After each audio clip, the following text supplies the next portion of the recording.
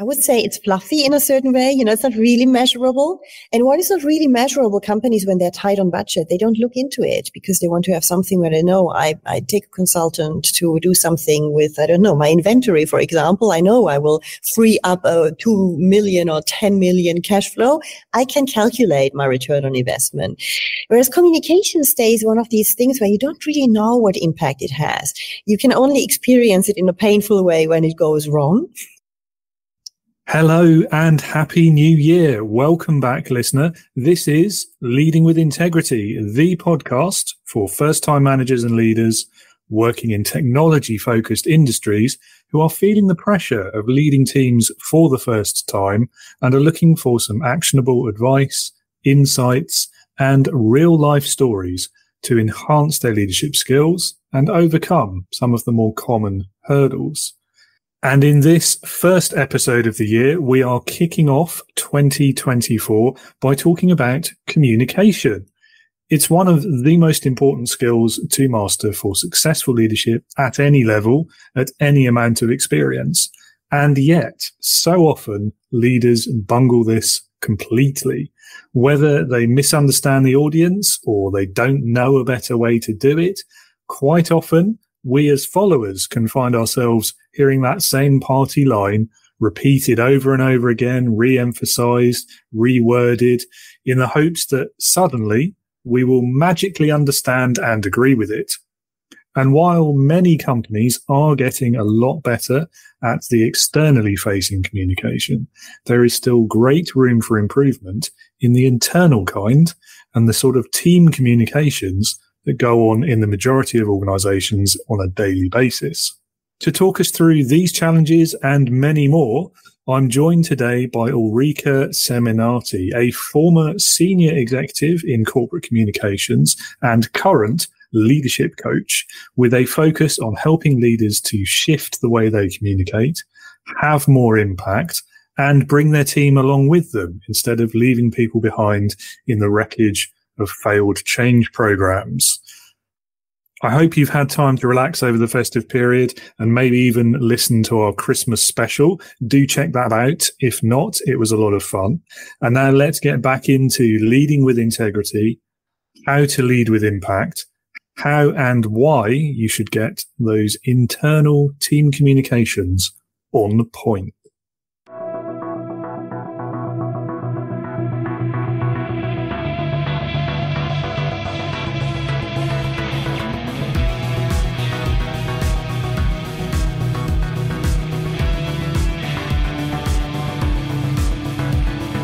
Welcome to the Leading with Integrity podcast.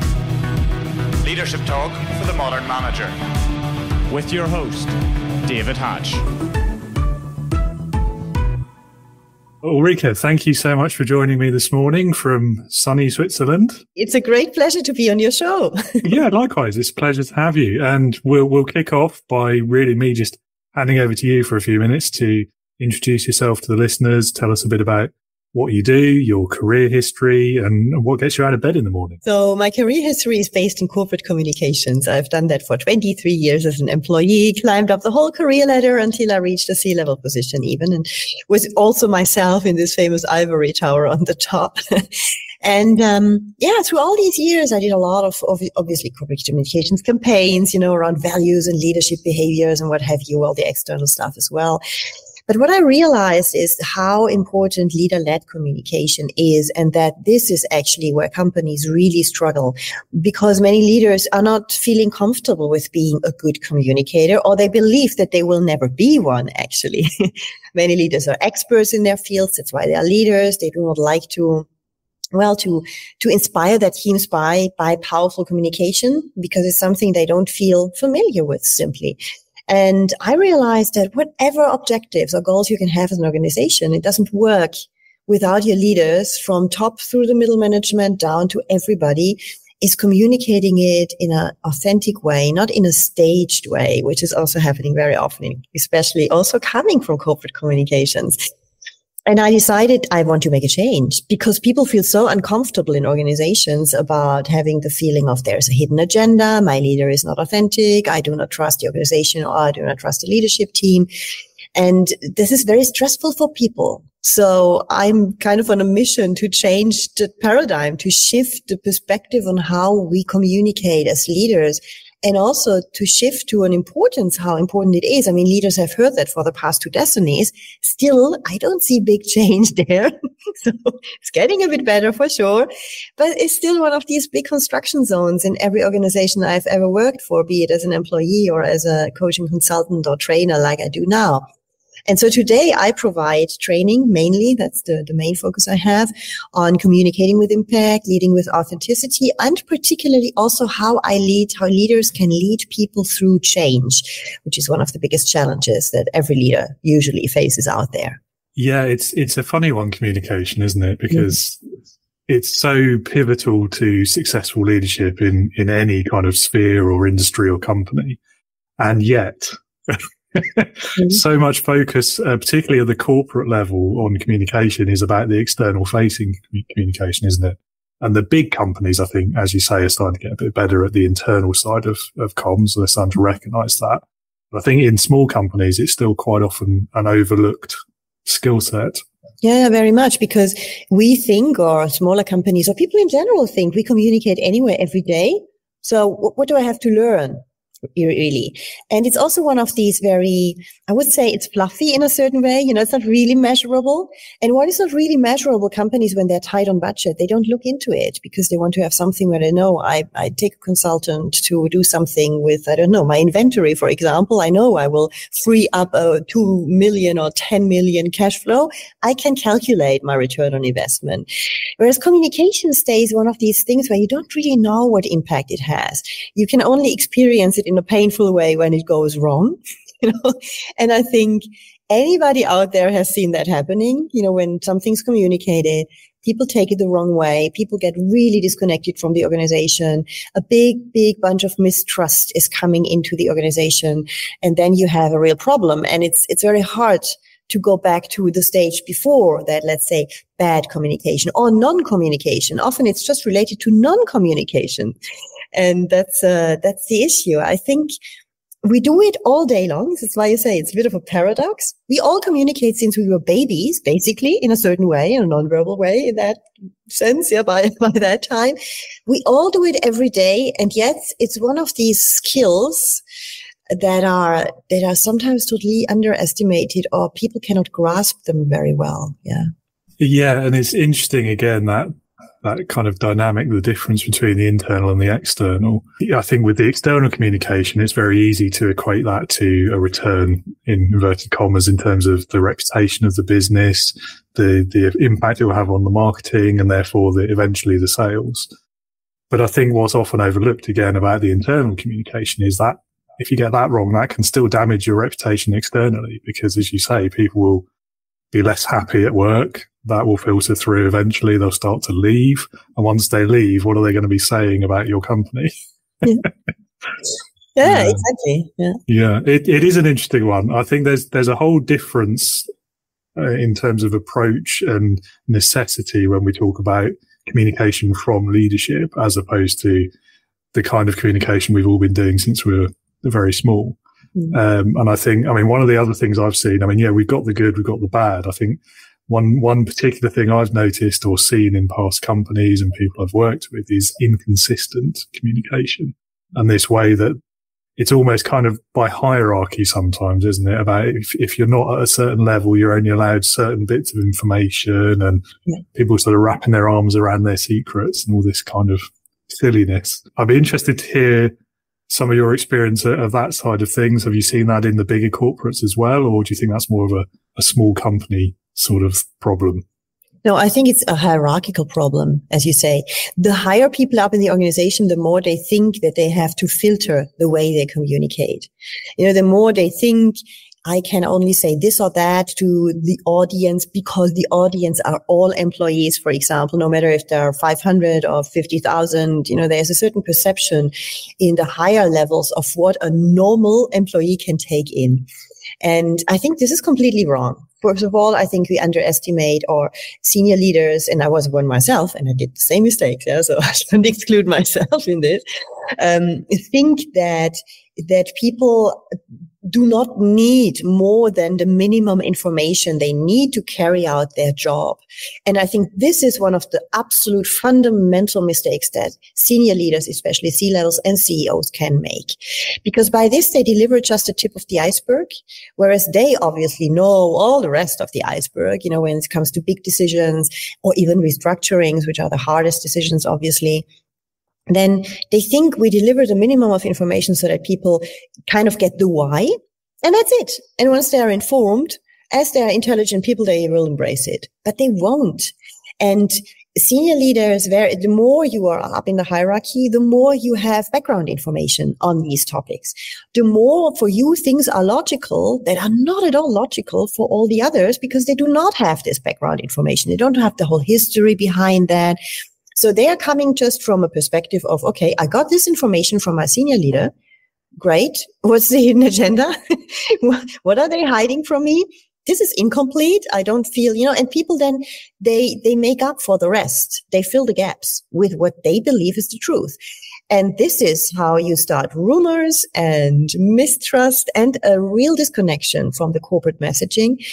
Because at the end, it's never really complete. But I think there's a big, big difference between being very, very selective on what you communicate and being just really more authentic also as a human being, and have that perspective. I communicate as a human, not as a CEO.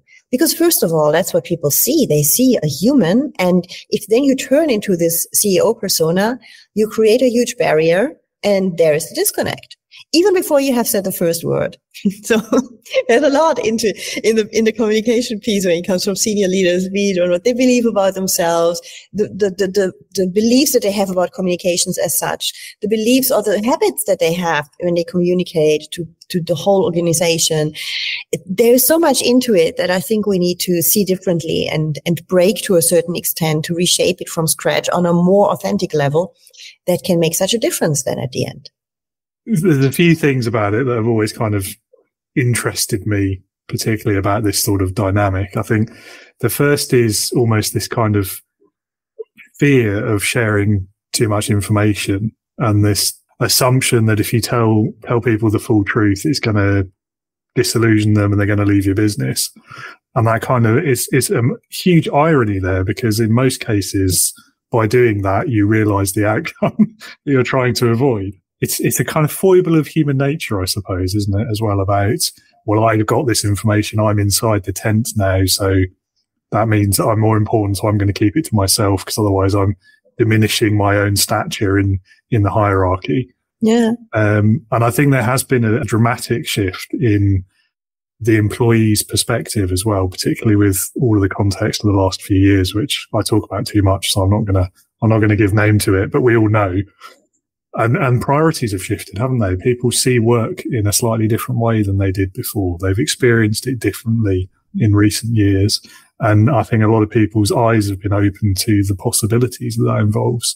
And that does have an impact, I think, on employers and how they should be viewing their employees, but also communicating with them as well. Mm-hmm. Yeah, because the fear of saying something wrong is always bigger than the fear of what happens if I don't say anything.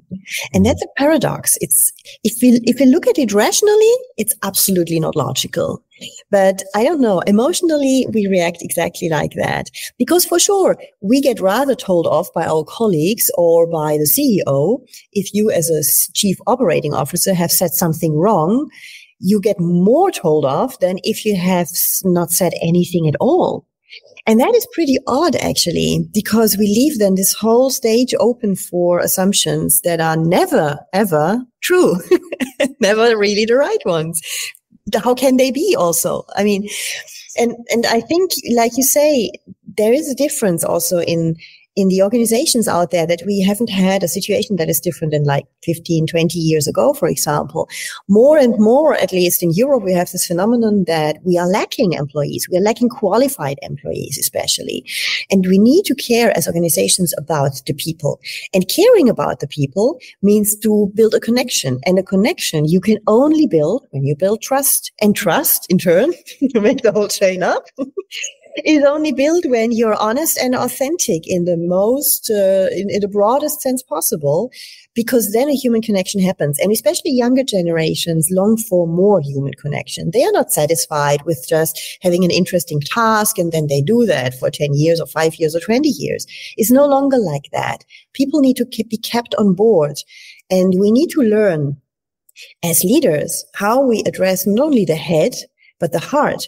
And for that, first, we have to shift our perspective from leading tasks or projects. If you're a very result-oriented person, which many leaders are, then you look at it like this automatically towards, I lead human beings, first of all. I lead human beings. And they also eventually carry out some tasks.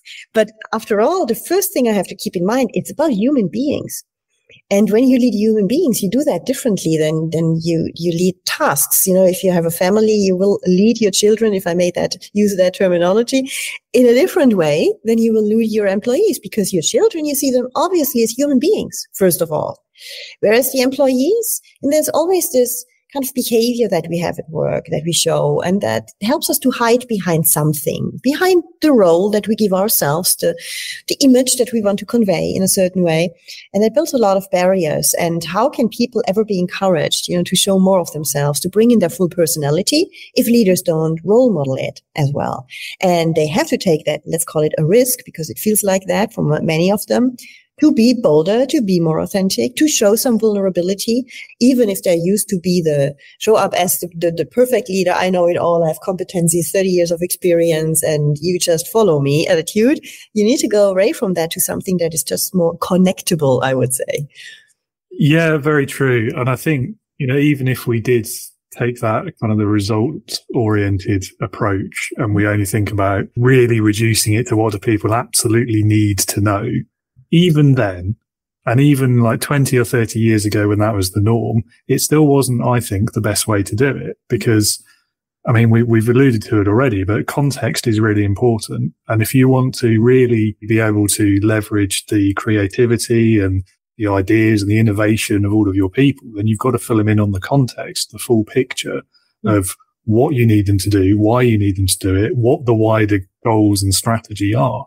Because if you don't do that, if they don't have that context, it is so much harder to find new ways of doing things or come up with a new idea for a process or a product or a better way to serve a customer, because you've only got that one sort of track of information. You don't have the whole picture, the whole railway, if you like. That's a bit of a clumsy metaphor, but you know what I mean, hopefully.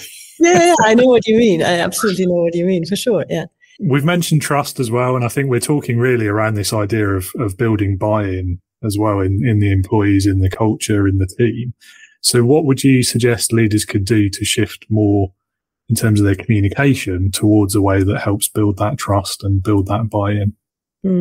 So there are two different dimensions between trust and buy-in, in my opinion. Trust is really built on a human-to-human level very, very much. It has a lot to do how honest you are, how much you are stable in how consistent actually you are in how you are. Yeah, not one day you're angry, the other way you're super relaxed, and people don't know who you are at the end. Yeah, so it's about consistency in behavior, obviously, but also a lot about being more open, more bolder, more authentic, more of yourself at work. That's building trust over time.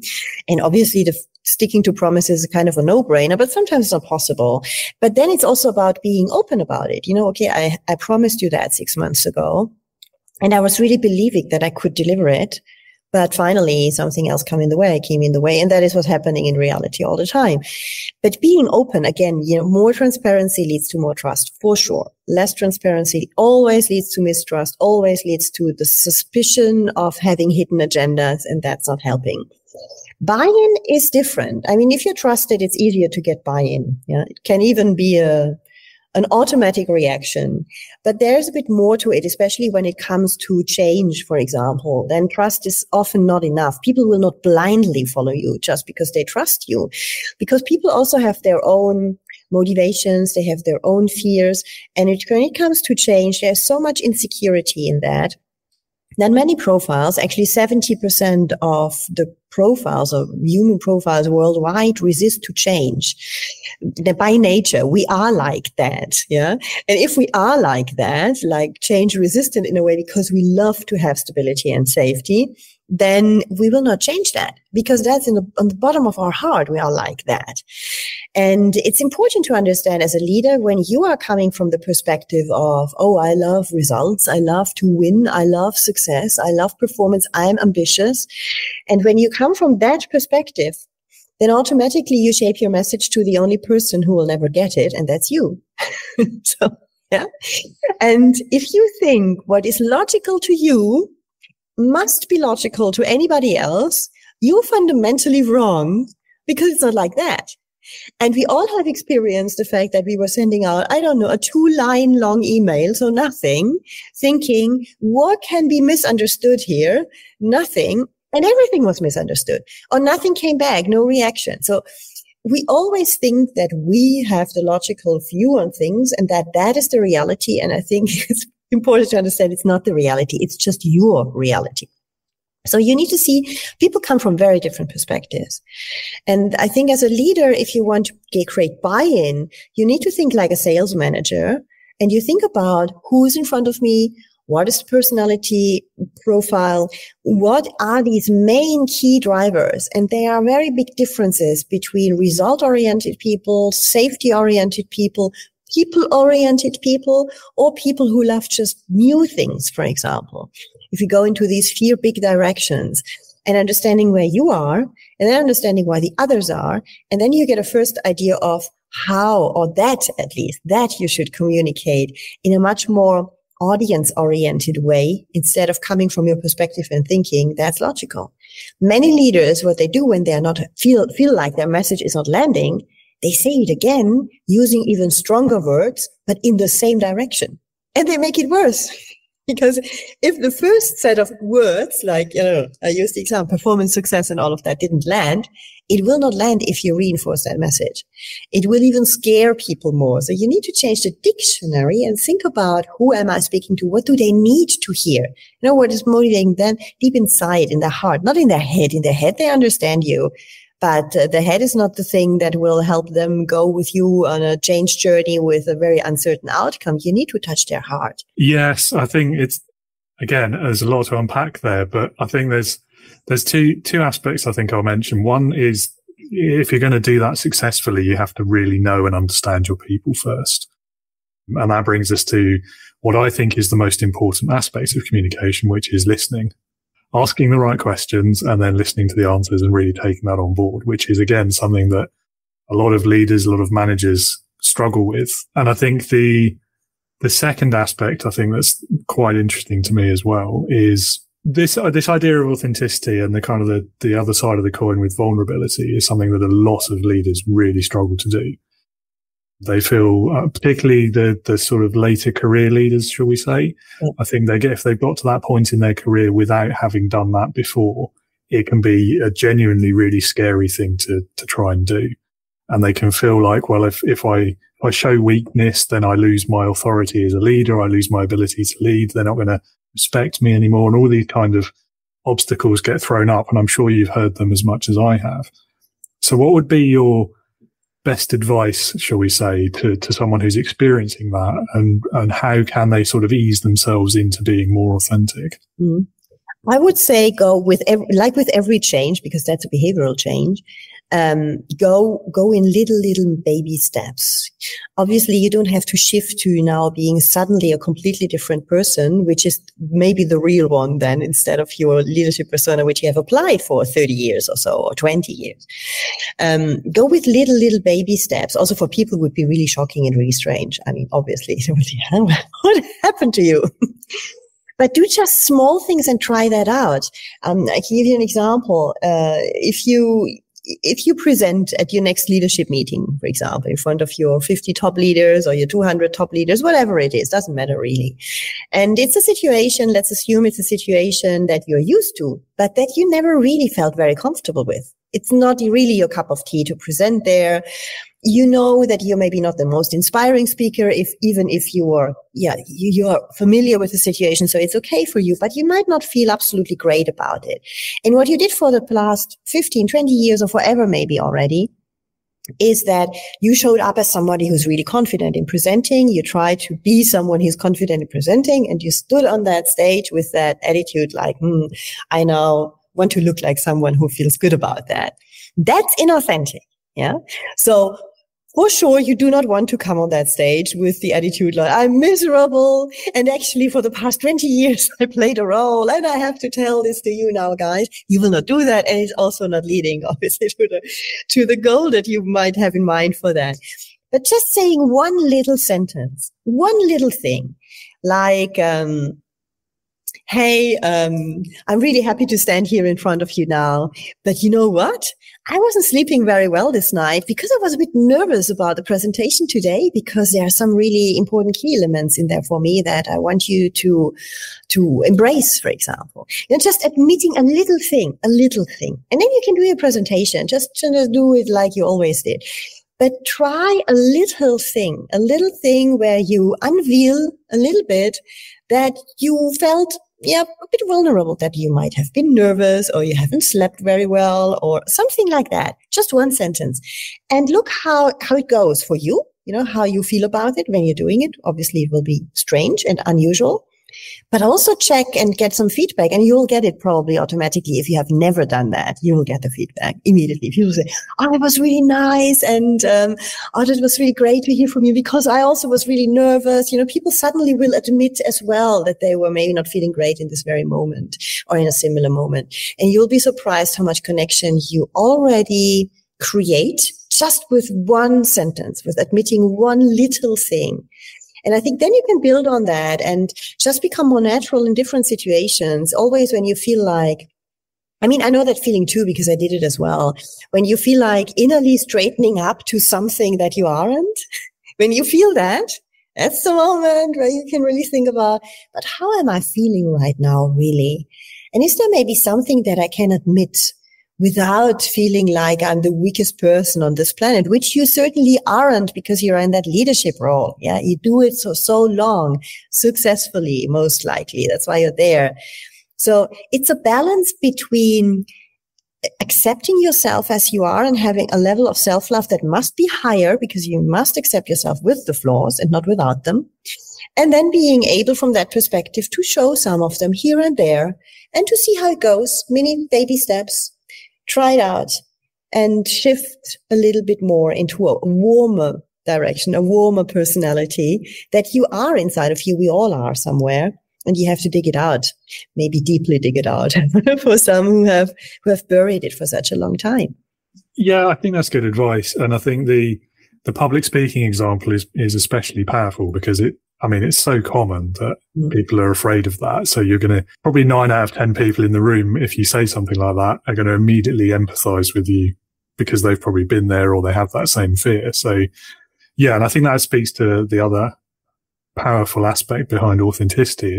It's about building trust. It's about gaining respect, of course, but it's also about two-directional empathy, isn't it? It's you empathizing with what others are going through and then them understanding better what you're going through and empathizing as a result as well. So yeah, I really, really like that. So moving on to another question, we've talked a bit about change management already and the human nature of resistance to change. Is there a secret to getting that right, do you think? I think the easiest thing, and certainly the most powerful one, is to look who you are speaking to. Like we mentioned that before. You need to know your team. If you don't know your team, because you speak as a CEO to 50,000 people, then you just go with some kind of statistics. Like I mentioned before, 70% of your population, and if you're in a regulated industry like pharmaceuticals, for example, it might be even 80 or 85% of your population, are change-resistant people who love stability.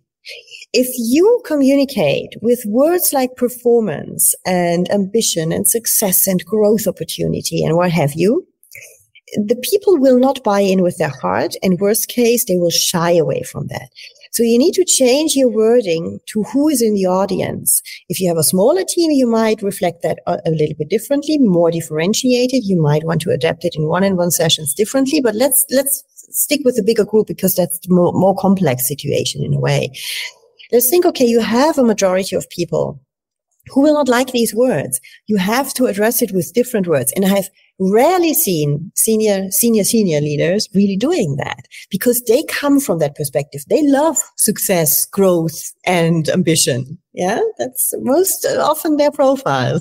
Not always, but there's a big element in there, most likely.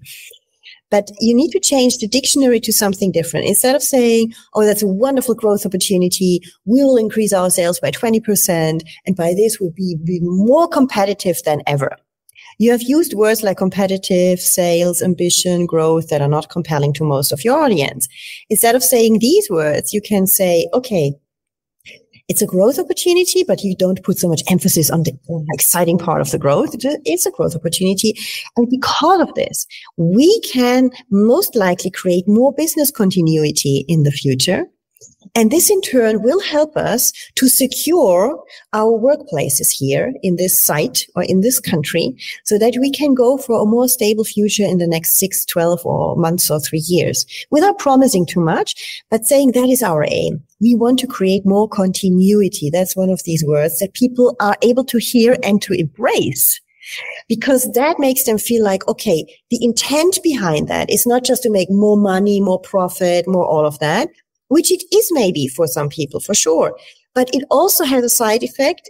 You know, when you come from the growth perspective only, you see it as a side effect of business continuity, a certain stability within the change. The change creates some stability over time again. So with that idea in mind, it's a totally different way of how people will understand what you're telling them right now. And it's not about lying. You can really say it in a way that you say, okay, I love it because then it's authentic again. I love it because I see a wonderful growth opportunity there. But I can imagine that for you, what's in it is it's about continuity. You know, you can phrase it like that so that it makes it stays authentic. You tell them literally that you step into their shoes, and you can also see it from different perspective. And there are different aspects to this change than just the growth aspect, or the competition aspect that is in there. I think there's another dynamic or aspect to, particularly when we're talking about change programs and change management. And there's it's the perception, it's the way people might feel about it. Is the change being done to us, or is it being done by us or for us? And I think there's a communication aspect to that, definitely. But also, how can you actually involve people in the change? I mean, that's a really great way of getting buy-in straight away, isn't it? Is if people feel like they're part of it. They're implementing it, what they think, their thoughts, experiences, opinions will have an impact on the nature of the change and how it might be implemented. That is a very powerful thing to do. But it's also really easy to do in a small business or a startup where you've got maybe 10, 20, 30 people or fewer. How could you do that in a massive corporation with 50,000 people across the world, for example? Yeah. It's a shift of perspective on it, because in big corporations there is a culture, different cultures obviously, but what most of these cultures have in common is that we expect from leaders, especially, or future talents, that they have a growth mindset and that they are agile. And this in turn, for 70% of the population, doesn't feel authentic and is not authentic to them and will never be. And I think we have to accept that. So they can obviously adapt their behavior and all of that, but then we are not building on the strengths of the people. So when you want your whole organization, no matter which size, to embrace the change by loving the growth and being agile, they won't do that. So if you involve them, and I'm really kind of nearly fighting for that because I think it's super important. The profiles that many senior leaders or project managers of change also feel being the obstacles, the resistant ones, the ones that slow it down, are actually the profiles who, in the end, or once it's running, bring this change to an end. They are the ones who really deliver on it. because the others who were excited in the beginning, they move on to the next one already because they're bored. So you need people who love stability to bring things to an end. They are the reliable people. They are the detail-oriented people. And like you said, bring them on board in a way that you build on their strengths. Like instead of wanting them to be now super flexible and agile in every sense, tell them, hey, I know that you are really good in planning. Can you help us to make a plan how we get through that change in the smoothest possible way? This is your expertise. I want to build on that, valuing their expertise and their strengths like they are, not like they should be in your eyes. And this makes a big difference because then people feel because many people don't feel appropriate anymore today because they feel deep inside they're not these agile and wow, I embrace everything that is new mindset people. They are not like that. They feel it. They know it. And they feel like, it's expected from me all the time. What can I do? It's like really stressful. So instead, really build on their strengths because they have a lot of them. And instead of seeing them like they're obstacles, so I leave them aside and try to ignore them, tell them, hey, I know that you are ready to wave with the red flag because you want to avoid risks and all of that. How can we turn this into something that is really constructive? How can you be maybe for me the gatekeeper in certain ways? And you might want to even give them that role instead of trying to ignore them in that role. So it's always to find a balance how you can involve people, but using their personal style and their strengths instead of using a certain type of persona that you want to have all across the company. Because that you think is the persona that enables change. But I think we need a real diversity in there to make it happen. Also over time, not just only to launch it, but to make it happen over 6 months or 3 years, because some change projects go on for quite a while. And you need people who stick to something for a while. So valorization of different profiles, I think, is the key to handle change and handle people and manage them, lead them, inspire them in a different way. Yeah, I agree. I think agile is a very interesting word to me. It's one of those things now, particularly in the business sphere, where it's kind of got a dual meaning. Mm-hmm. And I think one of those I don't really tend to like, whereas the other makes very much sense to me. So the first understanding of it is one where I think in the business context it is woefully misused. And that's kind of the dictionary definition of the word agile, which means to change direction quickly. Yeah. And so a lot of leaders, particularly senior ones, who will say, I'm agile, what that really means in practice for a lot of people, the perception is, as you say, they get bored quickly and they move on to the next thing. And so nothing ever really gets finished. And the ideas are always constantly changing. Now that has its own value, certainly. You've always got to have the ideas coming from somewhere. So I'm not dismissing that, but I think the use of the word agile in that context, for me at least, it's a red flag immediately. Whereas the other meaning of it, which I think is way more useful in a business context, is more of the kind of from the software world, the agile development and the methodology of agile with a capital A. And I think that is really powerful.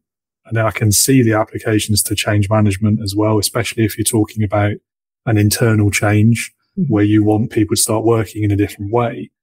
And the reason why I think that's powerful in the context of what we've just been discussing is one of the core principles of that approach is user engagement. And so the user in that situation is your people.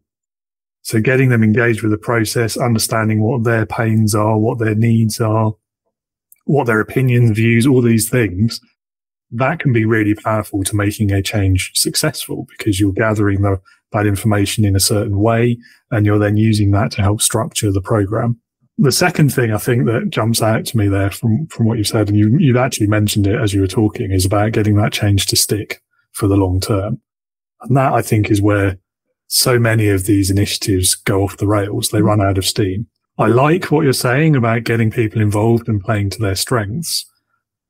But how can leaders ensure that change really is going to stick over the long term and that people are not just going to drop it as soon as they turn their back and move on to the next one? Well, first of all, you need to continuously be around and stay around. many leaders, and it depends on if you're only a sponsor of a change project, they are quite far away from it. And usually they take on a role in the beginning, like, wow, we launch it. There's a lot of communication, maybe not the right communication, but there is communication for sure.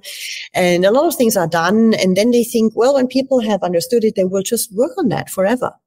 The problem is that the ones who would work on it forever, because they are the ones who love stability, so they stick to it, they were not enrolled. So you enrolled the ones who will not stick to it because you didn't make the effort to enroll the other ones. So you really need to enroll, to say it boldly, you need to enroll the change-resistant people into the change to make it happen over time. That is it. Instead of focusing on the other ones. And if you do that, it's different because then you will have some people who take this very seriously and they want to get it finished. They will not be satisfied until it is done. And when you have certain, let's call it then, they become your best change agents. The resistant ones can become your best change agents if they are really enrolled. You can imagine it like a super tanker. You have the jet skis that are the supposed agile ones, quick. We change direction every 5 seconds, no problem. And, we can go here and there and try out a lot of things. And okay, fine, but they will not go far with a jet ski. Whereas the tanker is a different thing. Tanker who has to change direction, you need to invest a lot of energy and a bit more time to make this directional change. But once it's already, it's then focused on a direction, it will just go very steadily, very reliably. So you need to really think, I think the definition of who is a change agent is fundamentally wrong, actually. We have that idea change agent must be this agile growth mindset person. That's the change agent. But I think it isn't. It's maybe the change launch agent, but probably it's not the change agent when it comes to bringing it to an end. And this is why so many change projects fail in a way or fail partly. Part of it is never done at the end because there were not enough people on board it who have the patience to do something for 3 years in a row until they see an end result. Because they just made a commitment to themselves to stick to it. And they have this way of, I'm a reliable person. I deliver. That's what they do. They do that by nature. And they were not enrolled. And so you have to rethink it completely differently. Yeah, I guess it goes back to what we were saying about buy-in, doesn't it? I think if you've got them bought into what the change is, then they're more likely to stick with it because, as you say, they've made that commitment to it. Whereas if you've not really convinced them of the value of it, if they've not bought into the idea of it, then really the first chance they get, they'll go back to the way they were doing it before because in their mind, that's the way that works. Yes, exactly. Which is a kind of proven way, but maybe an outdated way. Yeah. Yeah. And I've been that person, so I can certainly sympathize. Yeah. I see. But that's exactly it. Yeah, I think it's really a shift in the perspective how we see change, how we see communication for change, and how we see people in change. How we see who creates value and when. I think there needs to be a shift. And with this, people would feel just much better with it as well, because then they would feel like, okay, I was seen for my strengths. I was at least consulted on how to create more stability, even that wasn't on the agenda at all of those who communicated first place the change, because that's maybe that's not on the agenda usually, because it's the exact opposite. But I think we need to consider these dimensions because at the end, I mean, even from a Maslow's pyramid perspective, safety is that's the fundament of everything. And some people really need a lot of it. Most people actually need a lot of it. And we cannot change that. Maybe human evolution will be different in 50,000 years, but that's approximately, I think, the time we need to wait for that. If it ever comes, yeah. Well, yeah, who knows? We don't have that wiring. We are not set up for that. We are mentally not set up, or our brain is not set up for the world we're living in. Yeah, it's not. It has evolved so quickly, the world, not the brain, that we're just not set up for it. And we see danger everywhere. That's how we are wired. And this is why there's resistance out there. And thinking that we can just do as if it doesn't exist doesn't work, because then people just resist. That is the easiest way to do. Like you said before, it's better I go back to the old way because that worked so far. That's where I'm safe. The rest, forget about it. Anyway, in 3 months, they will come with the next change project and then the next in 6 months. Why should I even buy in? And that only happens when they are involved. You need to involve people, and that's work. That's why I say that leader-led communication is so important, because it's not just coming from the top. That's also important, but comes as a message. But then also giving the possibility to your middle managers to translate this to their people, how they need to translate it. Because sales and marketing teams are very, very different from financial teams or regulatory teams or IT teams, for example. You have different personalities in there. They need to hear different words. They have different motivations. So you need to really help your middle management leaders to be able to understand these differences, to understand themselves first. I always start with the I dimension. You need to understand yourself first. If not, you cannot understand others. You cannot put it in perspective. And help them to understand that. So many middle management leaders never had training on this, for example. So they don't know. They read a few books, maybe, if they're interested in this topic, or maybe went on a LinkedIn course or something like that. But it's very hard to embed this into your way of being and to shift your way of thinking and to get into this mode of, I really, really work with my people. I do not just speak to them, I speak with them. And what you said before, the listening skills are so important. But then also, what do I do with what I have heard? Am I selective with that and only hear what I want to hear? Or am I really able to listen, to understand? And by this, have some conclusions on how I can communicate better with people around me and people in my team. So there's a lot, like you say, to unpack, a lot.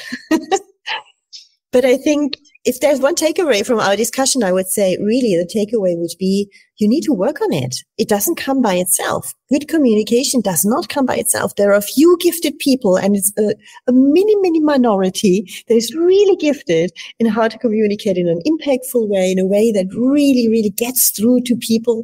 But most have to learn it, and you just have to invest some time and energy.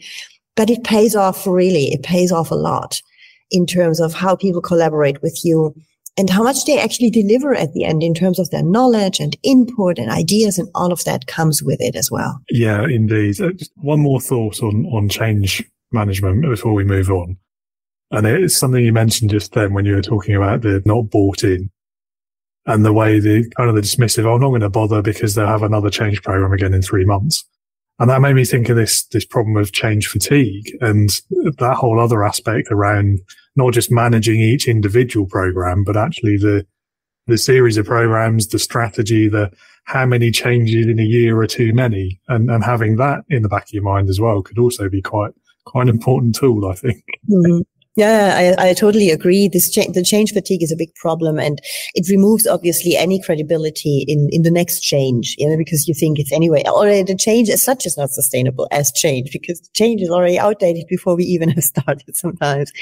And indeed, it sometimes is. And I know that when people then say, why should I? I mean, anyway, in a few weeks, if I ignore it, in a few weeks, it's over already and we have something else on our table. So I think when you come to that stage, and many organizations are in that stage, you really need to think as a leader, and especially in the senior roles where you do the strategy, what is really worth fighting for and what is not. What has really long-term effects on our organization, on our competitiveness for sure, on the success of the organization. That's why you're senior leaders. But fighting the right fights and not the ones where you think, oh God, yeah, okay, that's a little thing. Because we optimize in every corner, and there's so many new things coming now that I think it's very important to get into a dialogue.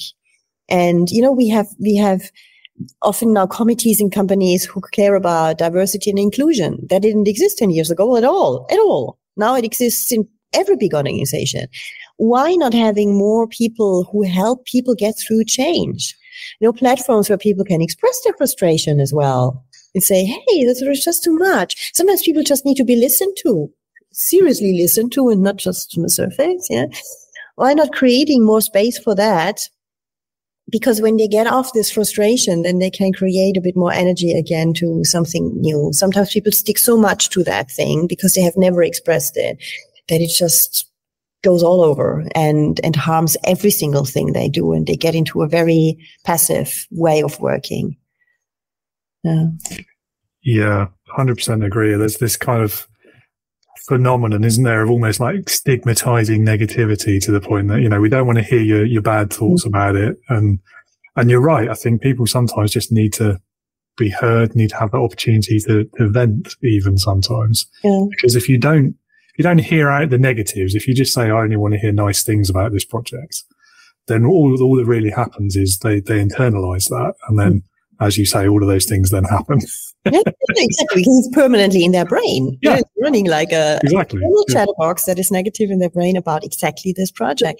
So I think it's about, in coaching, you would say it's about getting out of the victim mode, but you first have to allow at least to blame, or I once heard years ago, I don't know who said that, blame yourself once and then move on. Okay. So yes, blame once indeed, because you need to get it out. You might be super frustrated about it. You need to be able to say that somewhere, that somebody listens, not only your partner at home at lunch or in the evening, but maybe somebody at work, who's relevant to this as well. And then people have a much more open mind to move on, to get out of the victim mode and more into, okay, how can we do something to navigate this in a way that suits better to us as a team? What can we do? Even though there are limits to it, but there's always a bit of space where they can do something. And what is that? Yeah, absolutely. Absolutely. What would you say is the biggest leadership lesson that you've learned in your career so far? For me personally, it was about being authentic. What I mentioned before, this is why I today do authentic leadership training.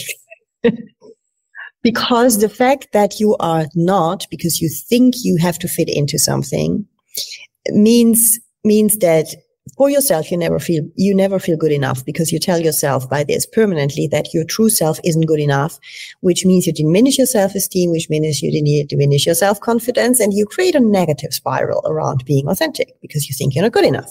So you're not authentic. And in turn, less self-esteem and so on. Yeah. And there's a lot of energy that I put into that. And I didn't realize it back then. I just felt like, I have to be better. I have to appear as really professional. I was in some of my leadership roles, I was the youngest one. And then you feel immediately like you have to catch up with those who are 5-10 years older. And you feel like, I have to be different. And I think that's the biggest mistake. So for young leaders, it's very tricky because they have to position themselves in a way. They have to take some space in a way. And many think I can only do that if I impose myself in a certain way, which I'm not really. It's not really myself. So I think it's important to first of all understand, who am I? What are my real strengths? Not the ones that are popular out there, not the ones that my organization has in their leadership behavior list. I guess that's what we see there too. But mine, really, really mine. And how do I truly relate to that? How do I really relate to the values? What is the overlap for me, the authentic overlap in terms of culture and behaviors that is expected from me versus who I really am? And there is an overlap for sure. There is one, there's a big one or a small one. And building on that, be very conscious about building on that overlap, building on the strengths that are in this overlap, instead of just being someone else or copying someone is making, I think, a big difference. So that's what I see as a big leadership learning also in the early years, so that you immediately start on a really good foundation when you then grow, because then that means you grow with your true strengths instead of you grow into the next role and have even more doubts about your suitability deep inside of you and have even less self-confidence, whereas you need even more because it's a bigger role. So you create a lot of stress if you don't do that. And once you're there and you have done it for 20 years like I did, and you step out and you realize, oh my God, how stupid was that? How stupid was that? I was permanently overperforming and at the same time permanently afraid of being laid off because I'm not good enough. That's totally stupid. That's really, from a logical point of view, completely stupid. However, I know that many, many leaders are feeling exactly the same.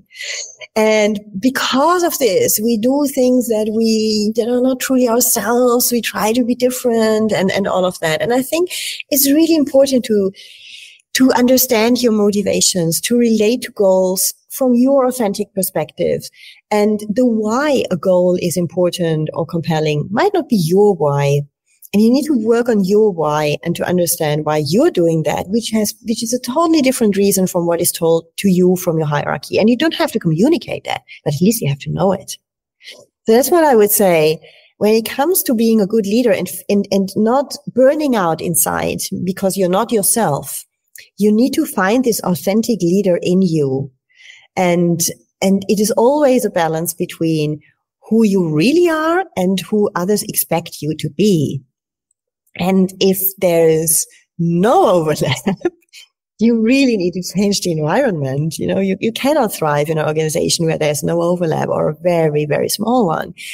But when you're in an organization where you see there is overlap, then you can also show, the parts that are out of, if I imagine that like an overlapping zone, that are out of that overlapping zone a little bit. Because you can stretch it then. You can start stretching things. And I think only when leaders start stretching it to a way that we feel that there are really diverse leaders who are standing up for who they are, who are standing up for their perspective, which is different, which is maybe not the famous agile one. Yeah. I think then things start to change. And I think then it becomes easier also to be just different than what we have seen as being the typical leader over the past 30 years. And only then I think we can speak about true diversity, and that people bring in their ideas, really their ideas, the full set, and not just the ones they think are the welcome ones. A long speech for that, but yeah. No, it's okay. It's actually a really lovely way of explaining that kind of authenticity problem. And I think especially in the context of the newer leader, the first time manager, or whoever that is in the kind of the early career stage, it is one of the biggest struggles, I think, because you've got that expectation, if you like, that's maybe not explicitly, but it's certainly heavily implied by the organization and the other leaders around you and above you, and people that you've always been working for before you got that promotion, for example, who will very much kind of dictate in your own mind, if nowhere else, what your leadership should look like. And if, as you say, if there is no overlap in our little Venn diagram of your values versus the business's leadership values, then that can be really difficult. And I think that's where a lot of people really get themselves stuck in that sort of burnout mindset. And you end up with all these kind of other problems. They're hating their job and probably not wanting to be a manager again for quite a long time after that job and stuff like that. But actually, I think you've hit the nail on the head, really. You've got to have that self-awareness. You've got to understand, what is your why? What is it that you see as the priorities for your leadership, and what is it that you want to be able to achieve for yourself as well as for your people? And then once you understand that, ruthlessly, to be honest, if the organization you're within doesn't align with that, then you've got to go and find one that does. You've got to change the environment, as you say. Yeah. We've talked quite a bit about some of the mistakes that leaders can make. For those newer leaders, another thing that I think a lot of new managers, new leaders struggle with is making themselves heard in that new role. And that's obviously a communication challenge in one aspect or another. So what advice could you offer someone who's struggling with that right now? I would say do something that is pretty practical, but not easy. I work with my clients often on creating more presence, because when we are not heard, then it's oftentimes because we are so occupied with ourselves and our own carousel of thoughts that we do not radiate anything. And so people overlook us, literally. I mean, you can go into a room and be transparent, not being seen at all. If you're so much into yourself, people will not even realize that you're there. And we all know these people who come into a room and nobody can miss that they're there because they have such a presence. And people wonder always, but why is this happening? And what I realized is a really strong tool, and it's not easy to apply, but people can try to do that. It also to do something with listening, by the way, so it's a quite nice hint in there.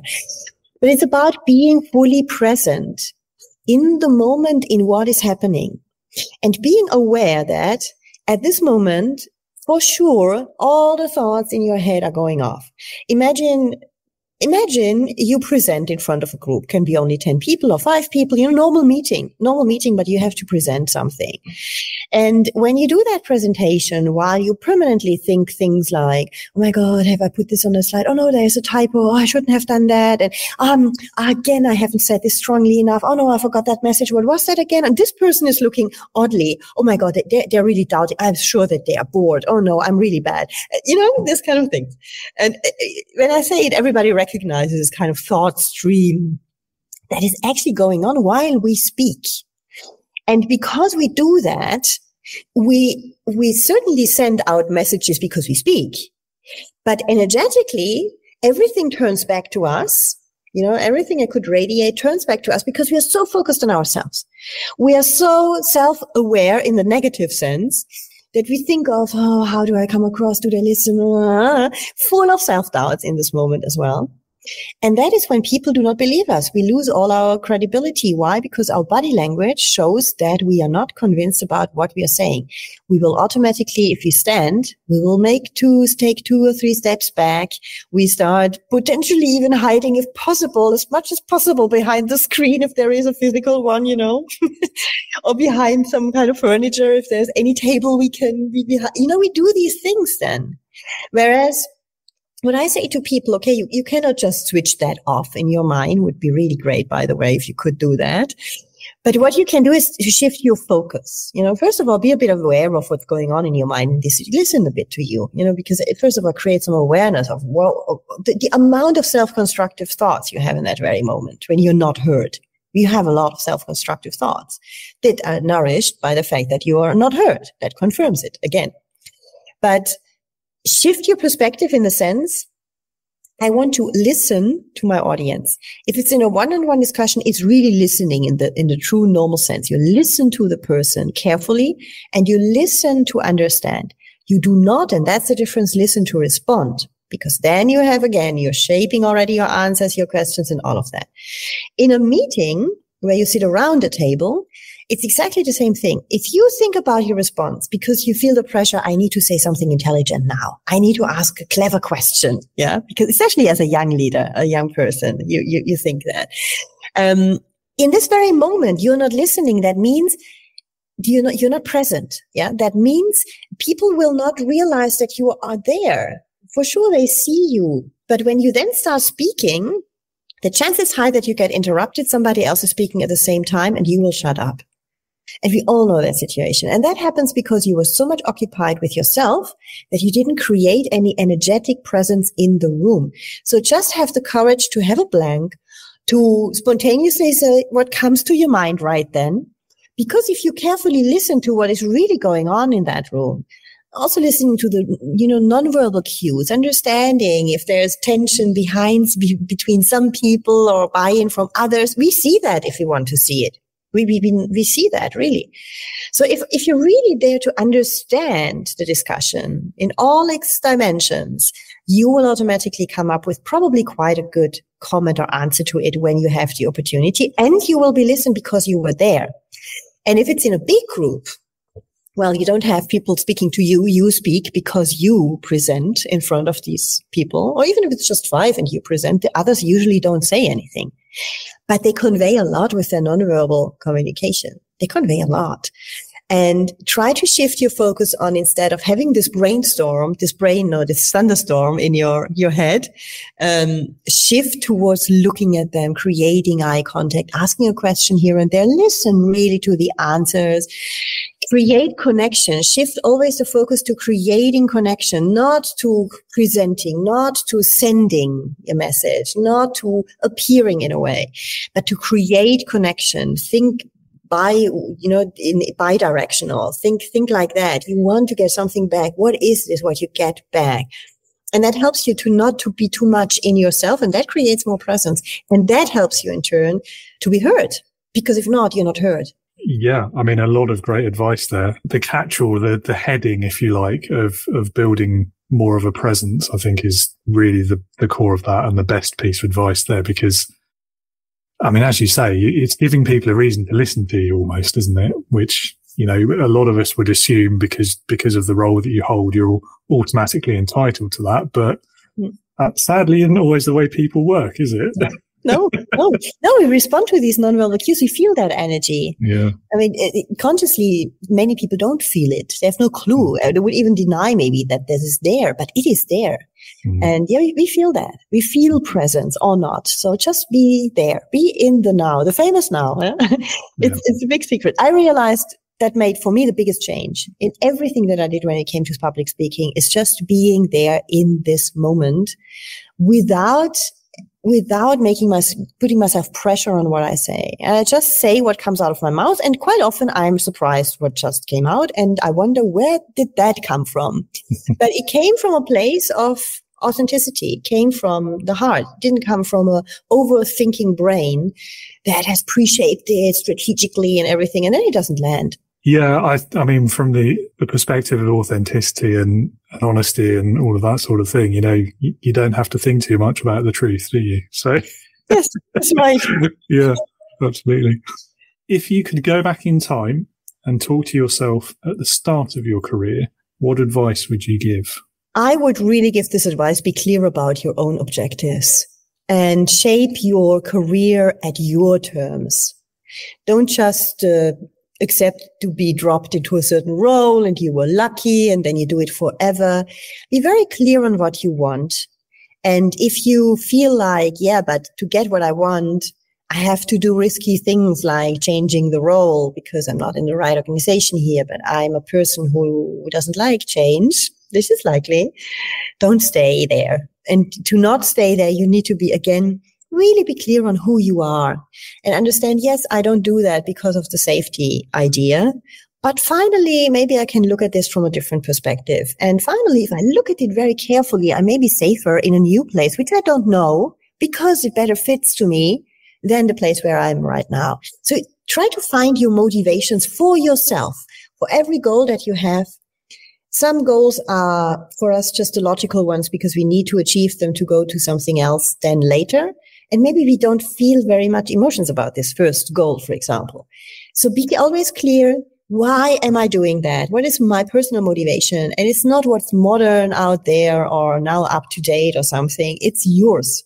And I think that is most important because then you value yourself right from the start and you come with a completely different confidence in yourself into your roles and into the whole development and evolution that you will find and see throughout your career.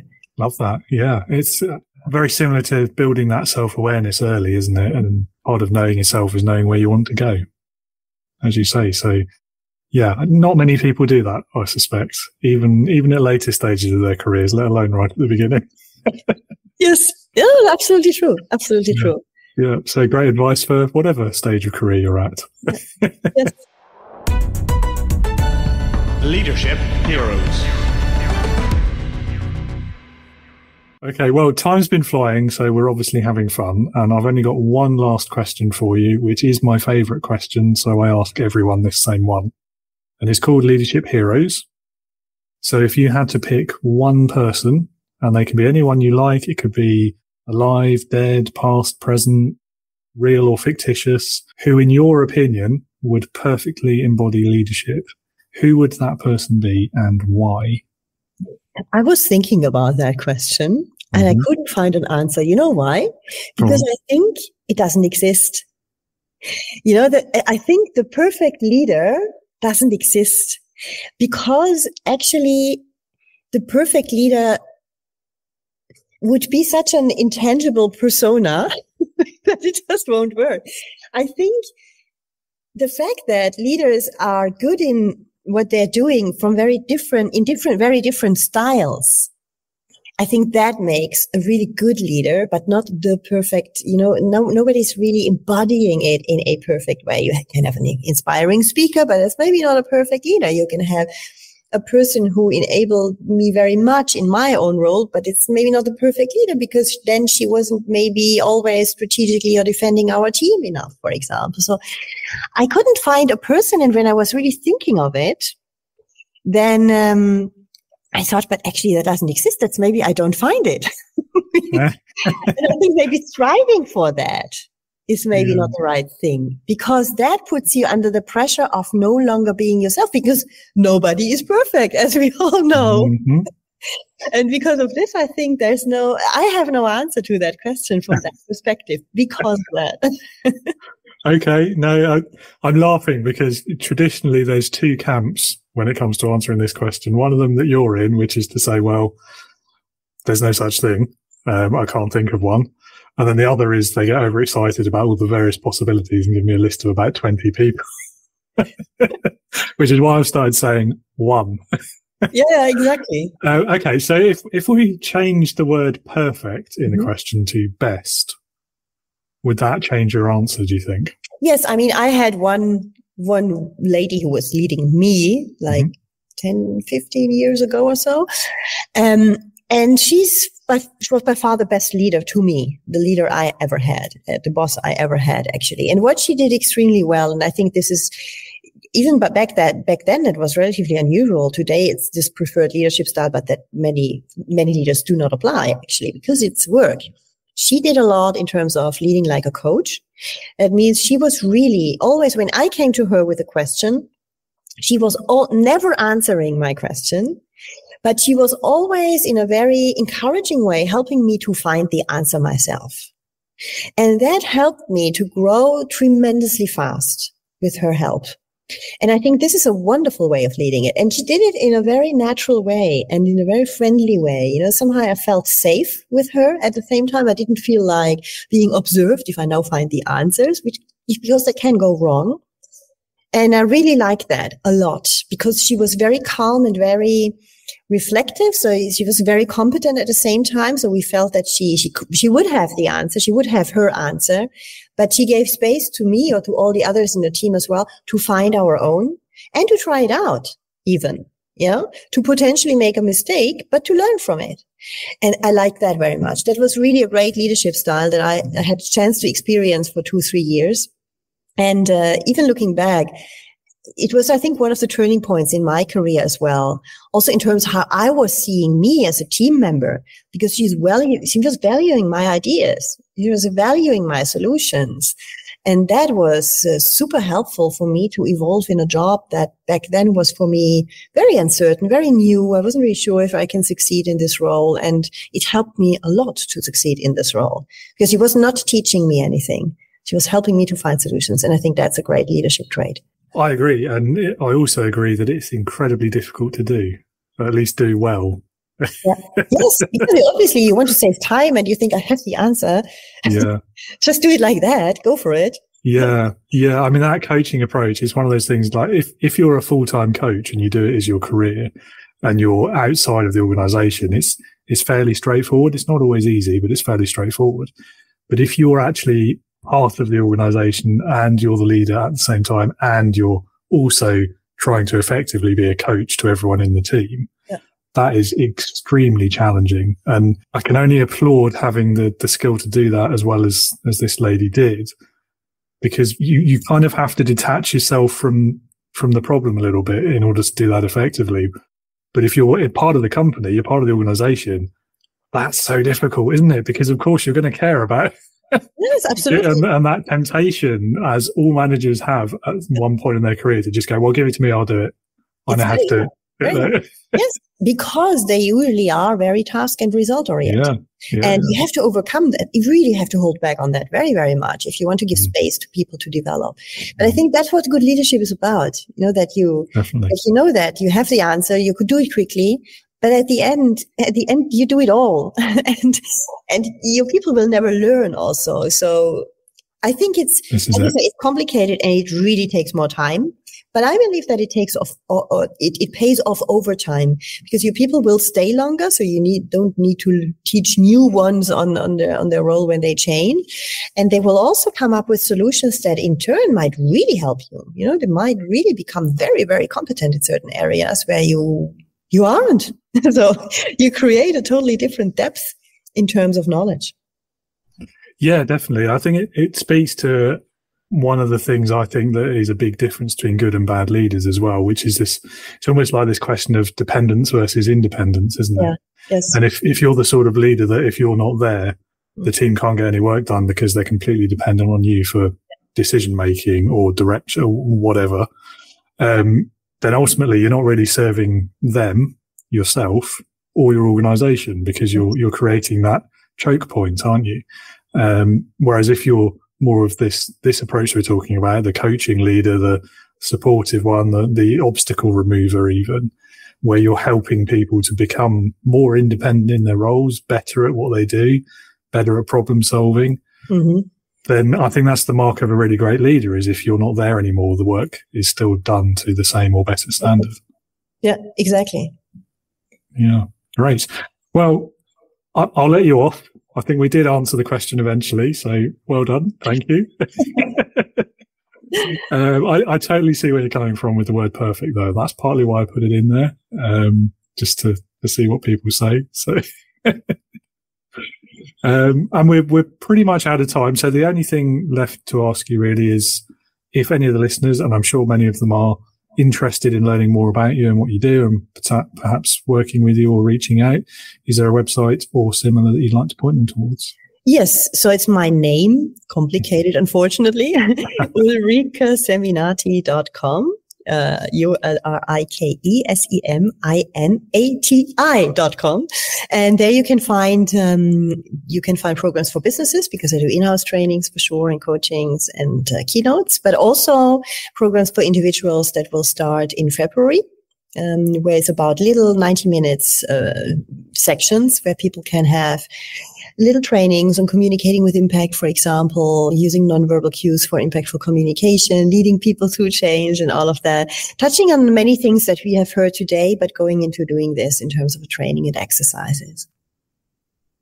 Lovely. Well, it all sounds great. And I'll put that website in the episode description as well, so people can click on it and they have to remember how to spell anything. Yes. Which is always good, I think. It's always, yes. My name is like really not easy. Well, with everyone's though. Listening to it on a podcast as well and then trying to remember it all is, it's just easier to put the link.